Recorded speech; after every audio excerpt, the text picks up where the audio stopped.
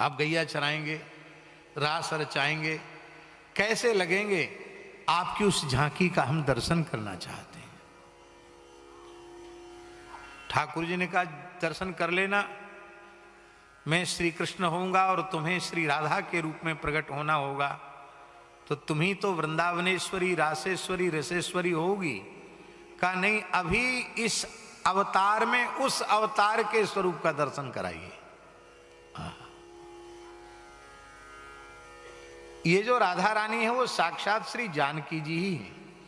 अब ये चर्चा हमने महाराज जी गिरिराज जी में जो सूर श्याम में उत्सव था, राधा कृपा कटाक्ष का जब हमने गायन किया, संतों का आग्रह था कि राधा कृपा कटाक्ष आप अपनी वाणी से गा दें तो और संतों को सुविधा होगी।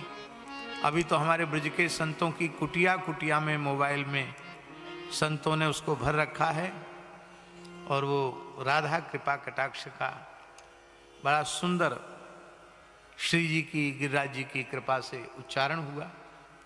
उसमें महाराज जी राधा रानी के लिए एक शब्द आया, प्रमोद काननेश्वरी।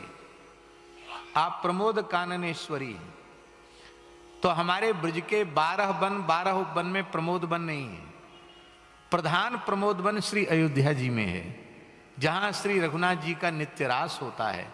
इसलिए वहां राधा कृपा कटाक्ष में नारद पांचरात्र में नारद जी कह रहे हैं, देवर्षि नारद जी कह रहे हैं कि हे राधा रानी, आप श्री अयोध्या प्रमोद वन में श्री सियाजू के रूप में विराजमान हैं।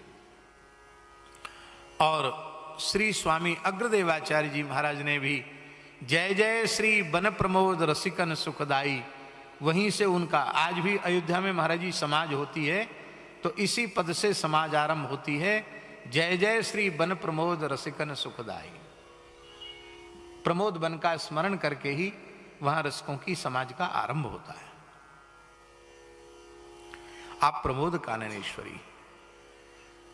और गर्ग संहिता में भांडीर वट पर जब श्री राधा कृष्ण का वैदिक पद्धति से श्री ब्रह्मा जी महाराज विवाह कराते हैं, तो उस समय ब्रह्मा जी स्तुति करते हुए कहते हैं,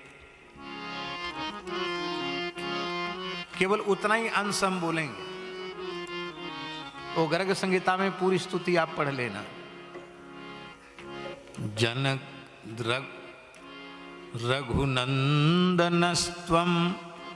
जनकात्मजेयं, रघुनंदनस्त्वं जनकात्मजेयं, रघुनंदनस्त्वं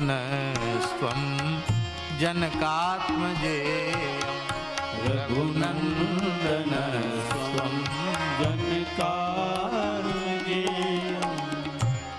श्री कृष्ण दुल्हा दुल्हन राधा कृष्ण बैठे हैं और ब्रह्मा जी कहते रघुनंदनस्त्वम, आप रघुनंदन हैं। और राधा रानी के लिए कहते इयम जनकात्मजा, ये जनक नंदनी है, ये जानकी जी।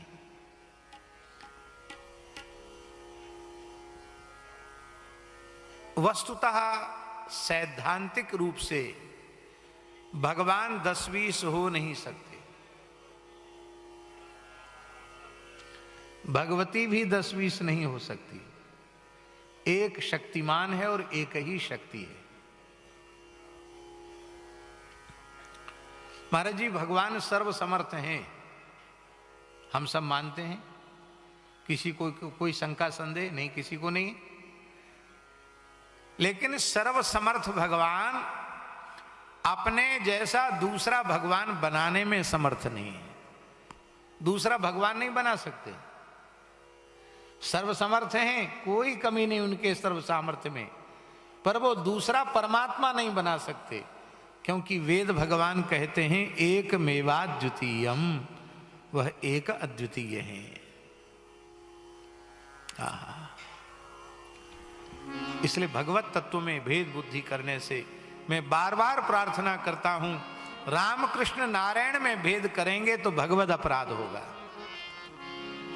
और रामकृष्ण नारायण के उपासकों में भेद करेंगे तो वैष्णवापराध होगा, आचार्यों में भेद करेंगे तो आचार्य अपराध होगा, और यही अपराध जीव को भगवान के चरणों तक नहीं पहुंचने देता।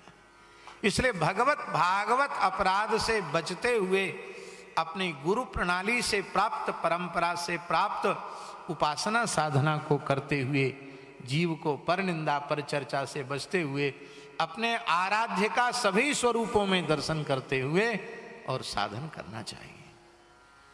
यही मर्यादा है।